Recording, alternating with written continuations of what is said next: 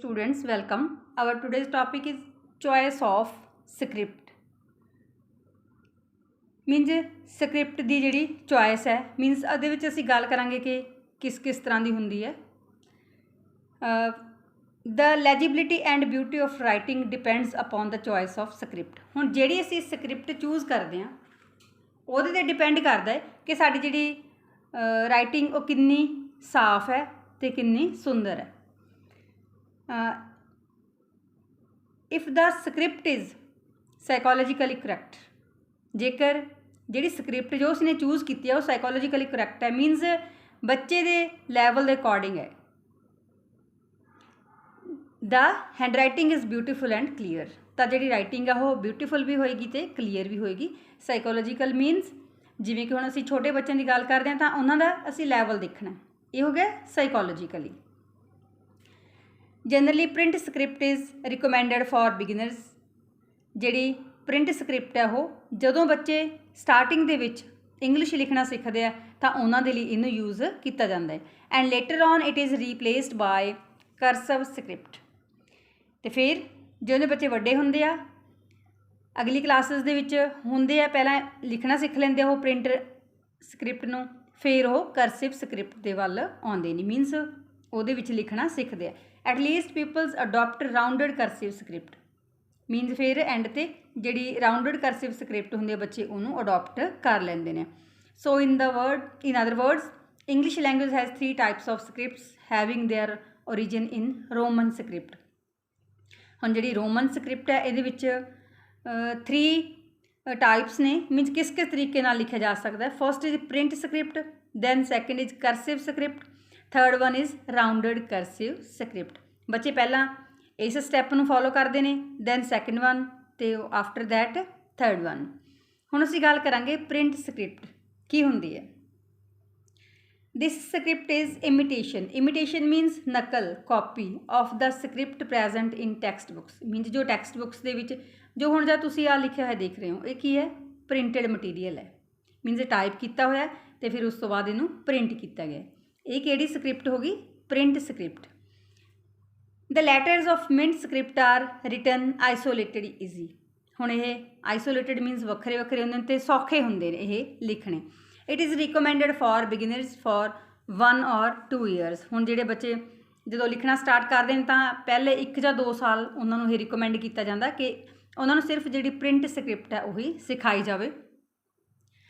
They gain masterly over the script मीनस हौली हौली उस स्क्रिप्ट के उपर जी मास्टरी है मीनस वो एक्सपर्ट हो जाते हैं।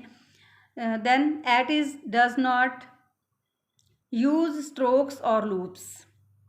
तो ये जोड़े कोई भी स्ट्रोक्स ने तो जो लूप्स ने वो नहीं आते क्योंकि बिल्कुल सीधे ही अखर होंगे। जिमें कि हम तुम लिख रहे देखो टी एच, जेकर असीं इन्हां नूं कैपीटल दे विच करदे हां तां भी की हुंदा है एच, बिल्कुल सीधा है। इहदे विच कोई लूप्स नहीं है तो कोई स्ट्रोक्स नहीं हैगियां।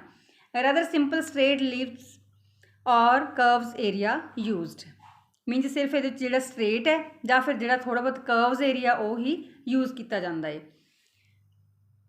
हुण असीं गल करांगे cursive script. Strokes and loops are part of cursive writing. हुण इहदे विच जिहड़े स्ट्रोक्स ने वो भी ले जाते हैं तो लूप्स भी होंगे।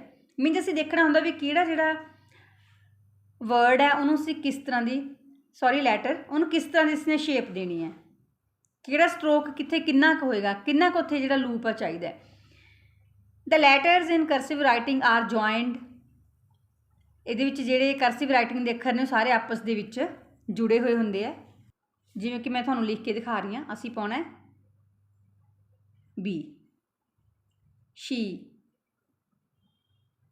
इस तरीके नाल मीनस जिहड़े करसिव राइटिंग है वो जिहड़े सारे वर्ड्स ने आपस दे विच जुड़े होंदे ने, जुड़ के एक जिहड़ा लैटर आ वो बनाउंदे ने।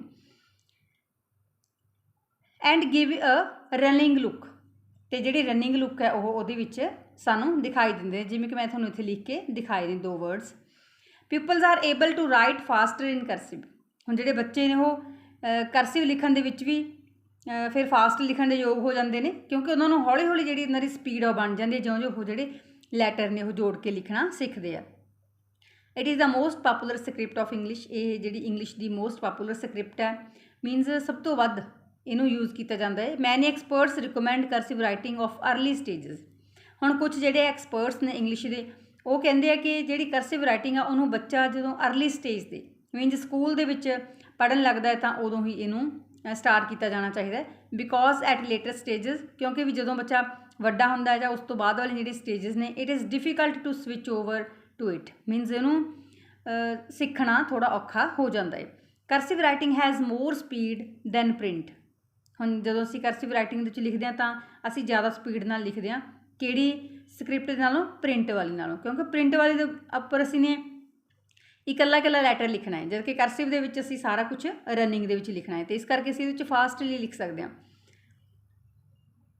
ਇਟ ਲੁਕਸ ਰੈਗੂਲਰ, ਅਤੇ ਰੈਗੂਲਰ ਵੀ ਲੱਗਦੀ ਹੈ ਦੇਖਣ ਨੂੰ, ਬਿਊਟੀਫੁਲ, ਸੁੰਦਰ ਹੁੰਦੀ ਹੈ, and gives an impression of maturity. ਅਤੇ ਇਹਦੇ ਨਾਲ ਇਹ ਲੱਗਦਾ ਵੀ ਹਾਂ ਇਹ ਕੋਈ ਮੈਚੋਰ ਪਰਸਨ ਹੈ ਜਿਹਨੇ ਇਹ ਜਿਹੜੀ ਕਰਸਿਵ ਸਕ੍ਰਿਪਟ ਦੇ ਵਿੱਚ ਇਹ ਲਿਖਿਆ ਹੈ। ਇੰਪ੍ਰੈਸ਼ਨ ਇਸ ਤਰ੍ਹਾਂ ਦਾ ਪੈਂਦਾ ਹੈ। It saves time and energy, time ਅਤੇ ਐਨਰਜੀ ਵੀ ਸੇਵ ਹੁੰਦਾ ਹੈ। Due to strokes and loops it is time consuming and small children find it difficult to write. ਹੁਣ ਇਹਦੇ ਵਿੱਚ ਸਟ੍ਰੋਕਸ ਅਤੇ ਲੂਪਸ ਯੂਜ਼ ਹੁੰਦੇ ਨੇ ਤਾਂ ਇਹ ਟਾਈਮ ਕੰਜ਼ਿਊਮਿੰਗ ਹੈ, ਕਿਉਂਕਿ ਕਿੱਥੇ ਕਿੰਨਾ ਸਟ੍ਰੋਕ ਕਿਵੇਂ ਲੂਪ ਲੈਣਾ ਹੈ ਨਾ, ਉਹਦੇ ਵਿੱਚ ਟਾਈਮ ਲੱਗਦਾ, ਟਾਈਮ ਕੰਜ਼ਿਊਮਿੰਗ ਇਸ ਕਰਕੇ। ਅਤੇ ਜਿਹੜੇ ਛੋਟੇ ਬੱਚੇ ਨੇ ਉਹਨਾਂ ਨੂੰ ਔਖਾ ਲੱਗਦਾ ਹੈ ਕਿ ਇਹਨੂੰ ਕਿਸ ਤਰੀਕੇ ਨਾਲ ਲਿਖਿਆ ਜਾਵੇ। ਕਈ ਵਾਰ ਜਿਹੜੇ ਬੱਚੇ ਨੇ ਅੱਖਰ ਉੱਪਰ ਨੀਚੇ ਕਰ ਦਿੰਦੇ ਨੇ, ਜਾਂ ਸਹੀ ਜਿਹੜੇ ਸਟ੍ਰੋਕ ਹੈ ਮੀਨਸ ਜਾਂ ਜਿਹੜੀ ਸਹੀ ਸ਼ੇਪ ਹੈ ਉਹ ਲੈਟਰ ਦੀ ਨਹੀਂ ਬਣਾਉਂਦੇ, ਫਿਰ ਵਾਰ-ਵਾਰ ਉਹਨਾਂ ਨੂੰ ਉਹੀ ਜਿਹੜਾ ਵਰਕ ਹੈ ਰਿਵਾਈਜ਼ ਕਰਨ ਦੇ ਲਈ ਦਿੱਤਾ ਜਾਂਦਾ, ਇਸ ਕਰਕੇ ਬੱਚਿਆਂ ਨੂੰ ਹੀ ਥੋੜ੍ਹਾ ਔਖਾ ਲੱਗਦਾ ਹੈ। Next third one is rounded cursive script. Rounded ਦੇਖੋ ਗੋਲ, ਕਰਸਿਵ ਮੀਨਸ ਜਿਹੜੀ ਅਸੀਂ ਹੁਣ ਗੱਲ ਕਰ ਚੁੱਕੇ ਜਿਹਦੇ ਵਿੱਚ ਇਹ ਰਨਿੰਗ ਹੁੰਦਾ ਹੈ। IA it, same letters of words are joined together. ਹੁਣ ਇਹਦੇ ਵਿੱਚ ਜਿਹੜੇ ਸੇਮ ਲੈਟਰਸ ਹੁੰਦੇ ਨੇ ਉਹ ਆਪਸ ਦੇ ਵਿੱਚ ਜੁੜੇ ਹੋਏ ਹੁੰਦੇ ਨੇ। It has peculiarities of both the scripts discussed above, means ਜਿਹੜੀਆਂ ਅਸੀਂ ਕਰਸਿਵ ਸਕ੍ਰਿਪਟ ਅਤੇ ਜਿਹੜੀ ਪ੍ਰਿੰਟ ਸਕ੍ਰਿਪਟ ਹੈ ਦੋਨਾਂ ਦੇ ਇਹਦੇ ਵਿੱਚ ਸਿਮਿਲੈਰਿਟੀਜ਼ ਨੇ।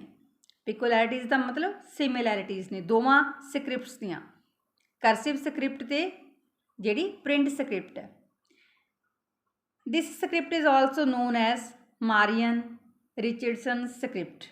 ਹੁਣ ਇਹਨੂੰ ਇੱਕ ਹੋਰ ਨਾਂ ਦੇ ਨਾਲ ਵੀ ਜਾਣਿਆ ਜਾਂਦਾ ਹੈ, ਮਾਰੀਅਨ ਰਿਚਰਡਸਨ ਸਕ੍ਰਿਪਟ।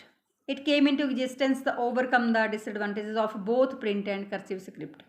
ਹੁਣ ਜਿਹੜੀ ਇਹ ਰਾਊਂਡਡ ਕਰਸਿਵ ਸਕ੍ਰਿਪਟ ਹੈ ਇਹ ਕਦੋਂ ਹੋਂਦ ਦੇ ਵਿੱਚ ਆਈ?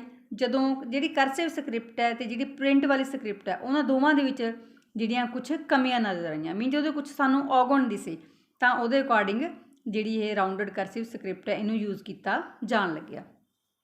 ਡੀਅਰ ਸਟੂਡੈਂਟਸ, ਮੈਂ ਉਮੀਦ ਕਰਦੀ ਹਾਂ ਕਿ ਚੋਇਸ ਆਫ ਸਕ੍ਰਿਪਟ ਤੁਹਾਨੂੰ ਟੌਪਿਕ ਕਲੀਅਰ ਹੋ ਗਿਆ ਹੋਵੇਗਾ। ਅਤੇ ਬੱਚੇ ਮੈਂ ਤੁਹਾਡੇ ਲਈ ਖੁਦ ਸਹੀ ਕਰਕੇ ਸਾਰੇ ਕੀਤੇ ਹੋਏ ਆ ਟਾਈਪ ਕਰਕੇ, ਤੁਸੀਂ ਇਹਨੂੰ ਐਜ਼ ਇਟ ਇਜ਼ ਲਿਖ ਸਕਦੇ ਹੋ, ਕੋਈ ਪ੍ਰੋਬਲਮ ਨਹੀਂ। ਤੁਸੀਂ ਆਪਣੀ ਜਿਹੜੀ ਵਰਡਿੰਗ ਆ ਉਹ ਵੀ ਯੂਜ਼ ਕਰ ਸਕਦੇ ਹੋ, ਕਿਉਂਕਿ ਵਿੱਚ ਐਕਸਟਰਾ ਹੋਰ ਕੁਛ ਨਹੀਂ ਤੁਹਾਨੂੰ ਐਡੀਸ਼ਨ ਕਰਕੇ ਦੱਸ ਰਹੀ, ਸਿਰਫ ਟੂ ਦਾ ਪੁਆਇੰਟ ਹੀ ਕਰਵਾ ਰਹੀ ਹਾਂ। ਅਤੇ ਜੇ ਤੁਸੀਂ ਕਿਤੋਂ ਹੋਰ ਵੀ ਹੈਲਪ ਲੈ ਰਹੇ ਹੋ ਤਾਂ ਤੁਸੀਂ ਉਹਨੂੰ ਵਿੱਚ ਇਹਦੇ ਐਡੀਸ਼ਨ ਕਰ ਸਕਦੇ ਹੋ, ਜਾਂ ਇਹ ਮੇਰੇ ਵਾਲੇ ਟੌਪਿਕਸ ਨੂੰ ਉੱਥੇ ਐਡੀਸ਼ਨ ਤੁਸੀਂ ਕਰ ਸਕਦੇ ਹੋ। ਅਤੇ ਮੈਨੂੰ ਪਲੀਜ਼ ਕਮੈਂਟ ਦੇ ਵਿੱਚ ਜ਼ਰੂਰ ਦੱਸ ਦਿਆ ਕਰੋ ਕਿ ਟੌਪਿਕ ਤੁਹਾਨੂੰ ਸਫੀਸ਼ੀਐਂਟ ਲੱਗ ਰਹੇ ਨੇ ਜਾਂ ਨਹੀਂ ਲੱਗ ਰਹੇ, ਤਾਂ ਜੋ ਮੈਂ ਤੁਹਾਡੇ ਲਈ ਹੋਰ ਜਿਹੜੀਆਂ ਵੀਡੀਓਜ਼ ਨੇ ਥੋੜ੍ਹਾ ਬਹੁਤ ਇੰਪਰੂਵ ਕਰਕੇ ਪਾਵਾਂ। Thanks for watching.